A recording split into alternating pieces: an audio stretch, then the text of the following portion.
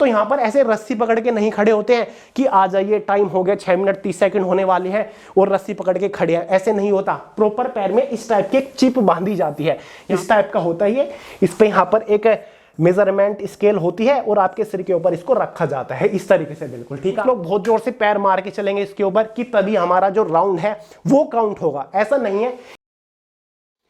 नमस्कार दोस्तों, देखिए दोस्तों, कई दिनों से काफी सारे स्टूडेंट्स की लगातार शिकायत आ रही है कि भैया आपके कहने पर जून जुलाई महीने के अंदर हमने बीएसएफ हेड कांस्टेबल मनिस्टर और एएसआई की पोस्ट के लिए फॉर्म डाला था, अब उसके फिजिकल का कुछ अता पता ही नहीं है, एग्जाम उसका कब कंडक्ट कराया जाएगा उसके बारे में कोई अपडेट दीजिए, फिजिकल का पूरा प्रोसीजर क्या रहने वाला है, डॉक्यूमेंट वेरिफिकेशन किस तरीके से होने वाला है, एग्जाम डेट क्या है उसके बारे में बताइए, इसका फिजिकल टेस्ट कब और कौन कंडक्ट कराएगा, हम फिजिकल की तैयारी शुरू करें या फिर नहीं। देखिए दोस्तों, मैं काफी टाइम से प्लानिंग कर रहा था कि एक सेपरेट डिटेल वीडियो आपके लिए लेकर आऊं, तो फाइनली आज वो दिन आ चुका है। फुल डिटेल्स आपको प्रोवाइड कराऊंगा बीएसएफ हेड कांस्टेबल मनिस्टर और एएसआई की वैकेंसी के रिगार्डिंग, जहां पर आपको बताऊंगा कि भाई इसका फिजिकल टेस्ट कब तक कंडक्ट कराया जाएगा, क्या फिजिकल टेस्ट की तैयारी शुरू करें या फिर नहीं, इसके सिलेक्शन प्रोसीजर में क्या चेंजेस किए गए हैं, फिजिकल टेस्ट को कौन सी एजेंसी कंडक्ट कराएगी, फिजिकल टेस्ट का पूरा प्रोसीजर क्या रहेगा, डॉक्यूमेंट वेरिफिकेशन का पूरा प्रोसीजर आपको स्टेप बाय स्टेप समझाने वाला हूं। तो फाइनली आपको यही कहूंगा कि भाई फिजिकल टेस्ट की तैयारी शुरू कर दीजिए, अब दिल्ली दूर नहीं, मतलब अब फिजिकल टेस्ट दूर नहीं है। तो चलिए दोस्तों, बिल्कुल स्टार्ट से शुरू करते हैं। जिन लोग को इसके बारे में नहीं पता उनको भी बता दूं, और मैं काफी टाइम से देख रहा हूं बहुत सारे लोग लगातार इसके फिजिकल टेस्ट को लेकर वीडियोस बना रहे हैं, तो यार उनके चक्कर में मत पड़िए, ऑथेंटिक अपडेट मैं आपको देता हूं आज। देखिए दोस्तों, अगर आपको पता होगा बीएसएफ हेड कांस्टेबल मनिस्टर और एएसआई की वैकेंसी हाल ही में निकली थी। टोटल वैकेंसी 1526 निकली थी। हेड कांस्टेबल मनिस्टर की पोस्ट के लिए 1283 वैकेंसी थी, एएसआई की पोस्ट के लिए 243 वैकेंसी थी। दोनों ही पोस्ट के लिए 12वीं पास कैंडिडेट्स यहां पर एलिजिबल थे। 9 जून से फॉर्म स्टार्ट हुए थे, 8 जुलाई 2024 तक फॉर्म यहां पर भरे गए थे। टोटल फॉर्म लगभग 8,30,000 के आसपास भरे गए थे। अब देखिए दोस्तों, इस रिक्रूटमेंट को बीएसएफ कंडक्ट करा रहा है, लेकिन भारत की सभी पैरामिलिट्री फोर्सेस के अंदर हेड कांस्टेबल मनिस्टर और एएसआई की पोस्ट के ऊपर वैकेंसी निकली थी। हेड कांस्टेबल की पोस्ट के ऊपर सबसे ज्यादा वैकेंसी सीआईएसएफ के अंदर निकली थी 496, उसके बाद बीएसएफ के अंदर निकली थी 302 वैकेंसी। बाकी फोर्सेस की वैकेंसी भी यहां पर आप देख सकते हैं, और ये एएसआई की पोस्ट की वैकेंसीज की सारी जानकारी यहां पर फोर्स वाइज दे रखी है। तो अब सवाल उठता है कि भैया फिजिकल कब से शुरू होंगे और फिजिकल टेस्ट का पूरा प्रोसीजर हमें बता दीजिए। देखिए दोस्तों, एक डाउट तो आपका ये क्लियर कर दूं, फिजिकल टेस्ट जो कंडक्ट कराएगा ना, वो एजेंसी फाइनलाइज हो चुकी है। Physical test TCS, Tata consultancy services आपका फिजिकल टेस्ट कंडक्ट कराएगा। इसके अपने अलग कुछ रूल है, वो मैं आपको आगे बताऊंगा कि भाई क्या क्या रूल है। तो चलिए पहले फिजिकल टेस्ट के प्रोसीजर के बारे में बात कर लेते हैं, उसके बाद आपको बताऊंगा कि भाई फिजिकल टेस्ट कब कंडक्ट कराया जाएगा। देखिए दोस्तों, फिजिकल टेस्ट से पहले फिजिकल टेस्ट के लिए एडमिट कार्ड जारी किया जाएगा, कॉल लेटर जारी किया जाएगा, जिसमें फिजिकल टेस्ट सेंटर की सारी जानकारी आपको देखने को मिल जाएगी। फिर चाहे आपने प्रेफरेंस कोई भी दे रखी हो, आपको किसी भी पैरामिलिट्री फोर्स के सेंटर पर बुलाया जा सकता है। कुछ लोग का फिजिकल टेस्ट आईटीबीपी के सेंटर में होगा, कुछ लोगों का फिजिकल टेस्ट सीआरपीएफ के डीआईजी ग्रुप सेंटर में होगा। तो अलग अलग कैंप में आपको बुलाया जाएगा। जरूरी नहीं है कि सभी का फिजिकल टेस्ट बीएसएफ के कैंप में होगा। एग्जाम सेंटर, फिजिकल सेंटर्स की सारी जानकारी नोटिफिकेशन में दे रखी है, आप खुद भी देख सकते हैं। क्लियर है? तो कोशिश इनकी रहती है कि आपके आसपास जो भी जिस भी फोर्स का डीआईजी ग्रुप सेंटर है वहां पर ही आपको बुलाया जाता है। क्लियर है? तो भाई सबसे पहले आपको क्या क्या स्टेजेस से होकर गुजरना पड़ेगा। जैसे ही आप डीआईजी ग्रुप सेंटर के अंदर एंटर करोगे, ठीक है, सबसे पहले आप सभी को ग्राउंड के अंदर इकट्ठा कर लिया जाएगा। मेल कैंडिडेट्स को अलग कर लिया जाता है, फीमेल कैंडिडेट्स को यहां पर अलग कर लिया जाता है। ठीक है, आपको बैठाया जाएगा। सबसे पहले आपको एक फाइल दी जाएगी जो कि रफ फाइल होगी, उसमें एक फॉर्म होगा। ठीक है, फॉर्म में आपको अपनी सारी जानकारी भरनी होती है अपने हाथों से, खुद की फाइल आपको खुद ही बनानी होती है। साथ ही उसमें एक एनओसी फॉर्म भी होता है, यानी कि फिजिकल टेस्ट के दौरान अगर आपको कोई भी इंजरी होती है तो उसके जिम्मेदार आप खुद होंगे, वो आपको साइन करना होता है। और आपको अपने सभी ओरिजिनल डॉक्यूमेंट वहां पर ले जानी होती है। सभी डॉक्यूमेंट की एक एक सेल्फ अटेस्टेड फोटो कॉपी वहां पर आपको ले जानी होती है। साथ ही 4 पासपोर्ट साइज फोटो भी वहां पर आपको ले जाने होते हैं। तो सबसे पहले फिजिकल टेस्ट शुरू होने से पहले आपको खुद की फाइल बनानी होती है। क्लियर है? ठीक है, तो ये आपको पूरे इंस्ट्रक्शन देते हैं वहां पर जो ऑफिशियल्स होते हैं कि किस तरीके से आपको फॉर्म वगैरह भरना है, ठीक है। उसी फाइल के अंदर आपको अपने सभी डॉक्यूमेंट्स वगैरह लगा देने हैं, जो फॉर्म दिया जाता है वो भर के आपको लगा देना होता है। फिर 1 बाय 1 डॉक्यूमेंट वेरिफिकेशन के लिए आपको बुलाया जाएगा। सबसे पहले आपका डॉक्यूमेंट वेरिफिकेशन ही होगा, उसके बाद आपकी रनिंग होगी, उसके बाद आपकी हाइट मेजर होगी, उसके बाद आपकी चेस्ट मेजर होने वाली है। क्लियर है? तो भाई सबसे पहले आपको इस तरीके से बैठा लिया जाता है और फिर 1 बाय 1 सब आपके डॉक्यूमेंट वेरीफाई किए जाते हैं। डॉक्यूमेंट कौन कौन से लगेंगे, रनिंग वगैरह के बारे में आपको आगे पूरा प्रोसीजर समझाऊंगा कि भाई टीसीएस का जो एक फॉर्मेट है, इनकी एक अलग टेक्निक है कि पैर में आपके एक चिप बांधी जाती है, किस तरीके की चिप होती है, कुछ इस टाइप की होती है। वो आपके मतलब वो आपकी जो रनिंग वो कैलकुलेट कर लेती है, काउंट मतलब डिस्टेंस कैलकुलेट कर लेती है। कैसे मैं आपको आगे बताऊंगा। डॉक्यूमेंट्स आपके लगेंगे, इसमें ओरिजिनल आईडी प्रूफ आपको एक लगाना होगा। साथ ही दोस्तों ओरिजिनल आईडी प्रूफ मतलब कोई आधार कार्ड, ड्राइविंग लाइसेंस आपका चल जाएगा। 10वीं का पासिंग सर्टिफिकेट, मार्कशीट आपकी जरूरी है। 12वीं की मार्कशीट आपकी लगेगी। साथ ही अगर कि आपने रिजर्वेशन रिलैक्सेशन लिया, स्पेशल कैटेगरी से आते हो तो आपको कास्ट सर्टिफिकेट या फिर कैटेगरी सर्टिफिकेट लगाना होगा, ओबीसी, एसटी, एससी, ईडब्ल्यूएस का। 6 पासपोर्ट साइज फोटो वहां पर आपको ले जाने होंगे। एडमिट कार्ड आपको ले जाना होगा। और अगर एडमिट कार्ड में जानकारी दी गई है कि आपको अपना एप्लीकेशन फॉर्म भी ले जाना है तो आपको ले जाना पड़ेगा। आईटीबीपी की भर्ती में ऐसा होता है, वहां पर आपको अपना एप्लीकेशन फॉर्म भी ले जाना होता है, लॉगिन करके डाउनलोड कर सकते हैं आप उसको, ठीक है। तो इसका भी प्रिंट आउट आपके पास होना चाहिए, आपको ले जाना है ये भी। नो ऑब्जेक्शन सर्टिफिकेट आपको ले जाना होगा, ये उनके लिए अगर कोई गवर्नमेंट एम्प्लॉय है तो उनको नो ऑब्जेक्शन सर्टिफिकेट भी ले जाना होता है। ये सभी ओरिजिनल डॉक्यूमेंट आपके लगेंगे। साथ ही इन सभी डॉक्यूमेंट की एक एक सेल्फ अटेस्टेड फोटो कॉपी भी आपको लगानी होती है। सेल्फ अटेस्टेड का मतलब होता है डॉक्यूमेंट की फोटोकॉपी और साइड में नीचे कहीं आपने सिग्नेचर कर दिया खुद के, उसको बोलते हैं सेल्फ अटेस्टेड।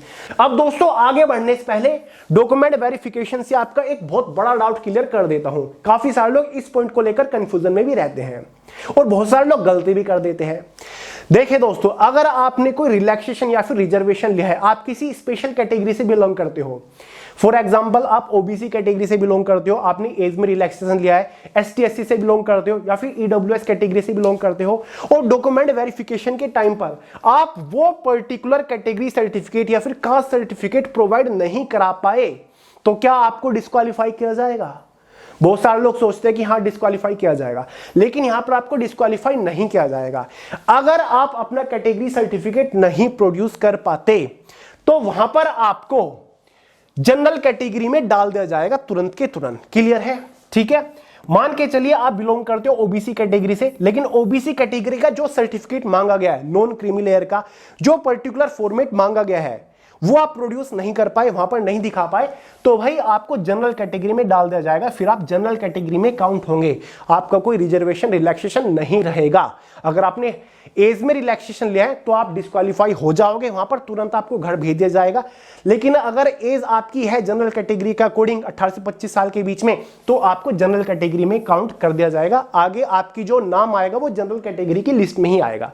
डिस्क्वालीफाई यहां पर आपको नहीं करा जाता इस डॉक्यूमेंट की वजह से।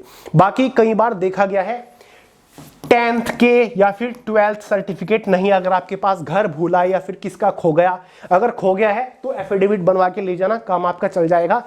अगर वहां पर आप नहीं दे पाए और कुछ भी आप उसका प्रूफ नहीं दे पाए तो वहां पर आपको डिस्क्वालीफाई किया जा सकता है। तो 10वीं 12वीं के सर्टिफिकेट सबसे इंपॉर्टेंट है। 10वीं के सर्टिफिकेट से आपकी डेट ऑफ बर्थ वेरीफाई करी जाती है।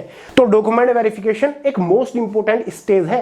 हालांकि इसके लिए कोई नंबर नहीं दिए जाते, क्वालिफाइंग नेचर होता है, लेकिन फिर भी बहुत ज्यादा महत्वपूर्ण है। इसलिए कह रहा हूं अभी टाइम है, अपने सभी डॉक्यूमेंट्स अच्छे से तैयार करके रख लीजिए। ठीक है, तो ये सारे डॉक्यूमेंट आपको ले जाने होते हैं। सबसे पहले 1 बाय 1 आपके डॉक्यूमेंट वेरीफाई होते हैं। ठीक है, डॉक्यूमेंट वेरीफाई होते हैं, बायोमेट्रिक वगैरह आपका होता है। उसके बाद आपको दिया जाता है चेस्ट नंबर। ठीक है, चेस्ट नंबर इस टाइप का। सबसे पहले आपकी रनिंग होगी, यहां पर ये आपको चेस्ट नंबर दे दिया जाएगा। ठीक है, बायोमेट्रिक होगा, पूरा डेटा आपका ऑनलाइन रिकॉर्ड कर लिया जाएगा, फोटो वगैरह आपके ले जाएंगे।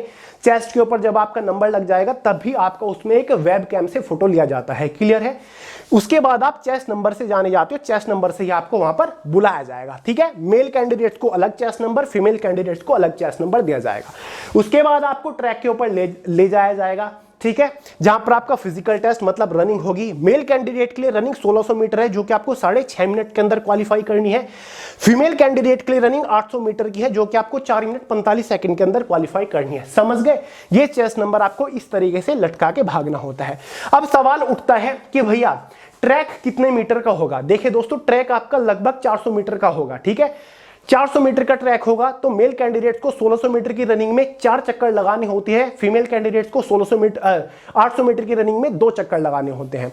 तो ट्रैक पे दोस्तों जहां से आपकी लाइन शुरू होगी तो इस तरीके की एक बेल्ट बिछा दी जाती है, इस तरीके की, ये जो आपको दिख रही है ना इस तरीके की, ठीक है। ये एक बेल्ट सी होती है, साइड में कुछ इसका रिकॉर्डर होता है, उसको रिकॉर्डर भी बोलते हैं, फिर ट्रैकर बोल देते हैं, दोनों साइड में, ट्रैक के उस साइड भी और इस साइड में यहाँ पे एक बेल्ट होती है। कुछ लोग क्या सोचते हैं कि ये जो बेल्ट है इसके ऊपर पैर रखना जरूरी होता है, ऐसा कुछ नहीं है।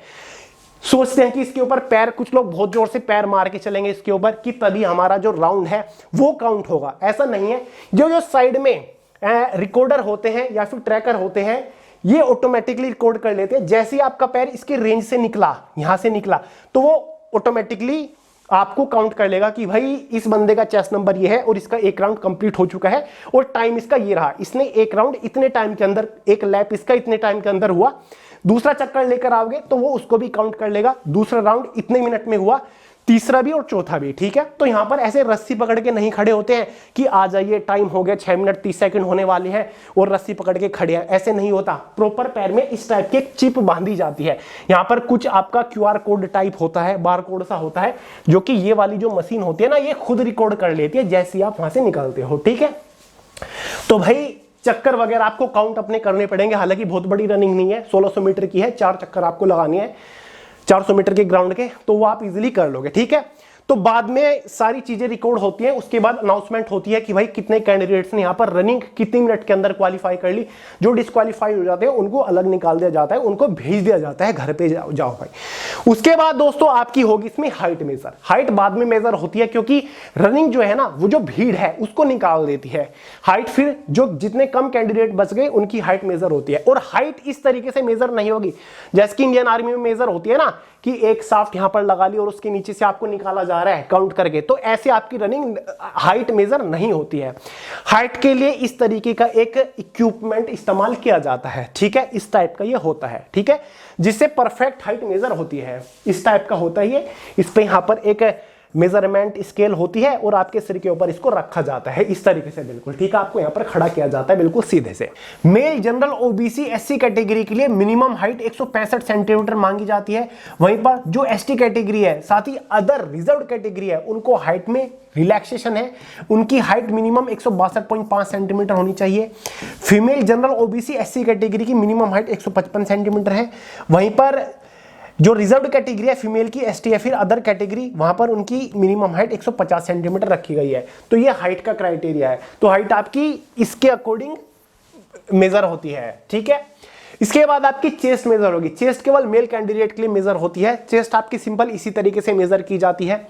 मेल कैंडिडेट के लिए जो ओबीसी जनरल एससी कैटेगरी की मिनिमम चेस्ट रखी गई है वो 76 सेंटीमीटर टू 81 होनी चाहिए। मिनिमम आपकी चेस्ट 76 सेंटीमीटर होनी चाहिए। 5 सेंटीमीटर का चेस्ट में फुलाव देना होता है, आपको सांस भरना होता है। 5 सेंटीमीटर कम से कम चेस्ट आपकी फूलनी चाहिए, जिसके बाद कम से कम 81 सेंटीमीटर हो जानी चाहिए, ठीक है। बहुत सारे लोगों की चेस्ट कम होती है, ठीक है, तो अगर वो वहां पर भी चेस्ट मेजरमेंट होने से पहले भी कुछ पुशअप्स वगैरह लगा लेते हैं तो आपको 3-4 सेंटीमीटर का इजाफा देखने को मिल जाता है, ठीक है। तो आप ऐसा कर सकते हैं। और अभी से अगर आप डिप्स वगैरह, जिसको हम पुशअप्स वगैरह बोलते हैं, अगर आप लगाना शुरू कर दो तो आपकी चेस्ट इजीली हो जाएगी। और बाकी जो अदर रिजर्व्ड कैटेगरी है, जैसे कि एसटी कैटेगरी या फिर मराठास, डोगरास, गोरखास या फिर जो अरुणाचल प्रदेश, असम या फिर नागालैंड से बिलोंग करते हैं, उनको चेस्ट में भी रिलैक्सेशन है। 77 से 82 5 सेंटीमीटर का तो फुलाव आपको कम से कम देना होगा, एक्सपेंशन देना होगा, क्लियर है। उसके बाद आपका वेट मेजर होता है। वेट जो होता है वो हाइट के अकॉर्डिंग मेजर होता है। जो आपका बीएमआई होता है, मतलब बॉडी मास इंडेक्स, उसके अकॉर्डिंग आपका वेट मेजर होता है। हाइट के अकॉर्डिंग आपका वेट यहां पर होना चाहिए, क्लियर है। वेट आपका सिंपल इसी तरीके से मेजर होता है, इसमें कुछ स्पेशल टेक्निक नहीं लगाई जाती। तो ये आपका पूरा फिजिकल टेस्ट है। सबसे पहले डॉक्यूमेंट वेरिफिकेशन, एक फाइल बनवाई जाती है। जो फाइल आप खुद अपने हाथों से बनाओगे उसको वहां पर फाइनली आपको सबमिट करके जाना होता है।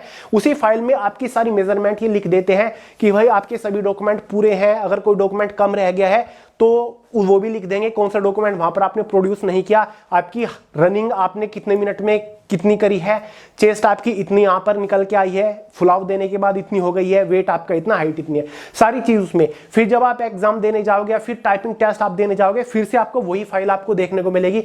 टाइपिंग टेस्ट वाले दिन पे आपको सबसे पहले वही फाइल थमा देते हैं और फिर से आपका एक और डॉक्यूमेंट वेरिफिकेशन होता है। तो भाई यही आपका पूरा फिजिकल टेस्ट, और इसमें कुछ भी स्पेशल नहीं होता। अगर आप 1 बाय 1 ये सारी चीजें क्लियर कर लेते हो, आपको क्वालिफाई कर दिया जाएगा। साथ ही साथ आपको पता चल जाएगा आप क्वालिफाइड हैं या फिर डिस्क्वालिफाइड। और कुछ दिन बाद पोर्टल के ऊपर एक शॉर्टलिस्टेड कैंडिडेट्स की लिस्ट जारी कर दी जाती है, जिसमें शॉर्टलिस्टेड कैंडिडेट्स की लिस्ट अलग रहती है और साथ ही जो क्वालिफाइड हो गए हैं और अनक्वालिफाइड नॉट क्वालिफाइड कैंडिडेट्स की लिस्ट अलग से जारी करके जानकारी दी जाती है ऑनलाइन ही। क्लियर है?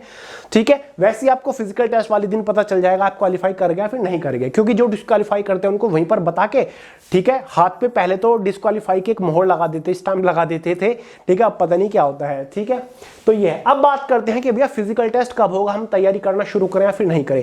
तैयारी तुरंत शुरू कर दीजिए फिजिकल की, अगर आपने अभी तक तैयारी नहीं करी, वरना बहुत ज्यादा पछताना आपको पड़ जाएगा। अब देखिए सवाल उठ रहा है कि भैया फिजिकल टेस्ट कब तक होगा, बहुत लंबा टाइम बीत गया है, ठीक है, फिजिकल टेस्ट अब तक तो हो जाना चाहिए था। अब तक एसएससी कांस्टेबल जीडी के फिजिकल टेस्ट चल रहे थे, क्योंकि उसका फिजिकल भी यही सीआरपीएफ, आईटीबीपी, बीएसएफ ये ले रहे थे, ठीक है। तो अब वो फिजिकल आपके ऑलमोस्ट खत्म हो गए हैं, अब बारी है ये फिजिकल टेस्ट होने की, बीएसएफ हेड कांस्टेबल मिनिस्टर की वैकेंसी का। तो ये फिजिकल कभी भी आपका हो सकता है, कुछ सोर्सेज के अकॉर्डिंग कहा जा रहा है, यूट्यूब के ऊपर बहुत सारे लोग वीडियोस भी बना रहे हैं, कुछ नोटिस वगैरह भी निकले हैं जो कि अनऑफिशियल है, कोई सोर्स के बारे में नहीं पता कि भाई ये ऑफिशियल नोटिफिकेशन है। उसमें कहा गया है कि 5 दिसंबर से आपके फिजिकल टेस्ट शुरू होंगे, जबकि ये कोई ऑफिशियल डेट नहीं है, ये एक एक्सपेक्टेड डेट है, ये एक टेंटेटिव डेट है, ऐसा कहा जा रहा है। जब तक कोई ऑफिशियल अपडेट बीएसएफ की तरफ से निकल के नहीं आता, हम कुछ भी इसके ऊपर नहीं कह सकते। बस मैं आपको इतना कहूंगा, फिजिकल टेस्ट आपके जल्दी होंगे, क्योंकि कांस्टेबल जीडी 2023 वाली वैकेंसी के फिजिकल टेस्ट खत्म हो चुके हैं। और ये कहा गया है कि ये जो बीएसएफ हेड कांस्टेबल वाली वैकेंसी है, ये जो कैंडिडेट्स है, इनको फाइनल जो ट्रेनिंग पर भेज दिया जाएगा, वो अगस्त 2025 तक ट्रेनिंग पर भेजने की योजना बना रखी है। तो इससे पहले आपकी भर्ती का डब्बा बंद करना है, चाहे कुछ भी हो जाए, ठीक है। 8 अगस्त फॉर्म की आखिरी तारीख थी और अगस्त 2025 तक की आपकी भर्ती पूरी होगी। क्लियर है? आगे का प्रोसीजर तो फटाफट चलेगा, बस फिजिकल में ही देरी हो रही है। फिजिकल होते ही 1-1.5 महीने के अंदर आपका एग्जाम कंडक्ट करा लिया जाएगा। उम्मीद है कि जो आपका एग्जाम है वो मार्च 2025 तक कंडक्ट करा लिया जाए, या फिर उससे भी पहले। फिर उसके अगले ही मंथ आपकी टाइपिंग टेस्ट हो जाती है और उसके बाद आपका मेडिकल टेस्ट हो जाता है, ठीक है। तो भाई टेंटेटिवली चांसेस हैं कि भाई दिसंबर के महीने के अंदर ही आपका फिजिकल टेस्ट कंडक्ट करा लिया जाए। 90% चांसेस है कि दिसंबर महीने के अंदर आपका फिजिकल टेस्ट कंडक्ट करा लिया जाएगा। तो उसी तरीके से आप तैयारी करिए। बाकी दोस्तों मैंने ईमेल वगैरह डाले हुए हैं, आरटीआई वगैरह लगा रखी है, अगर कोई अपडेट आता है तुरंत आपको इन्फॉर्म करूंगा। बस इतना कहूंगा, फिजिकल टेस्ट शुरू कर दीजिए, वरना आपको पछताना पड़ सकता है। पुशअप्स वगैरह लगाना शुरू कर दीजिए ताकि आपकी चेस्ट अच्छे से मेजर हो जाए, ठीक है। और स्टैमिना बनाना शुरू कर दीजिए, क्योंकि आप लोग सोच रहे हो कि 6.5 मिनट ही तो है, तो ये भी टफ पड़ जाती है अगर आपकी प्रैक्टिस नहीं है। और बाकी सर्दी का टाइम आ रहा है, हमने एक बार रनिंग करी थी, मेरे याद है आईटीबीपी की रनिंग कभी करी थी, 2015 की बात है, और भाई जनवरी के महीने में रनिंग हो गई थी, बड़ी मुश्किल हो गया था। तो यार थोड़ी सी चीजें अभी से करना शुरू कर दीजिए ताकि आपको प्रैक्टिस हो जाए इतनी ठंड में भी दौड़ने का, क्योंकि यार जबरदस्त कोहरा पड़ता है उस टाइम पर, और जो मसल्स होती है ना वो हमारी वैसे श्रिंक हो जाती है, तो कुछ करने का मन नहीं करता, दौड़ने का भी तो बड़ा मुश्किल हो जाता है। तो अभी से प्रैक्टिस कर दीजिए, सुबह जल्दी जल्दी उठिए और बढ़िया दौड़ के आइए। तो चलिए दोस्तों, इस वीडियो में इतना ही था। उम्मीद करता हूं सारे डाउट्स आपके क्लियर हो गए होंगे। कोई डाउट हो, कोई सवाल हो, कमेंट करके पूछ लीजिएगा। बाकी यूट्यूब के ऊपर बहुत सारे लोग वीडियो बनाते रहते हैं कि भाई ये नोटिस आ गया, ये आ गया, ये आ गया, इतनी तारीख से फिजिकल टेस्ट हो रहा है। तो ऐसा कुछ भी नहीं है, उनके चक्कर में मत पड़िए, मेंटली डिस्टर्ब हो जाते हैं बहुत सारे लोग, एंजाइटी होने लगती है कि भैया क्या हो रहा है, कंफ्यूज हो जाते हैं। तो उनके ऊपर ध्यान मत दीजिए, ऑफिशियल अपडेट से ही चीजें क्लियर होंगी। इस वीडियो में इतना ही था। पसंद आया लाइक करिएगा, दोस्तों के साथ शेयर करिएगा, चैनल को सब्सक्राइब करना मत भूलिएगा। मिलता है अगली वीडियो में बहुत ही जल्द, तब तक के लिए जय हिंद।